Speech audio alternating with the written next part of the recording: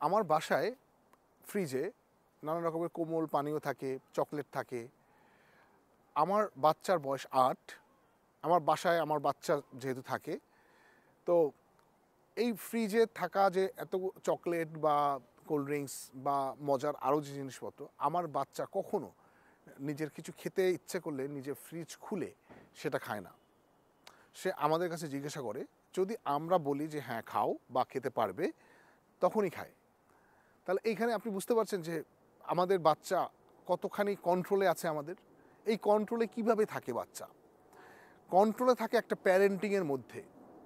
অনেক বাবা মা আছে বাচ্চাকে গায়ে হাত তোলে প্রচুর পরিমাণ, কিন্তু তারপরেও বাচ্চা অনেক সময়ই তাদের কথা শোনে না।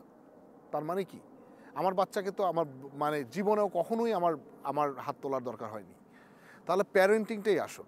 আপনি বাচ্চাকে এমনভাবে বড় করুন যাতে করে সে আপনার বডি ল্যাঙ্গুয়েজ, আপনার মুখের এক্সপ্রেশন, সেগুলো দেখেই বুঝতে পারে যে বাবা মা রাগ করেছে কিনা, আপসেট কিনা, বা তারা ঠিক আছে কিনা, অনুমতি দিয়েছে কিনা। সো এইখানে প্যারেন্টিংটাই আসল। নিজেকে যদি আপনি পজিটিভ রাখতে পারেন, বাচ্চা পজিটিভ হবেই। টিংটং টিউব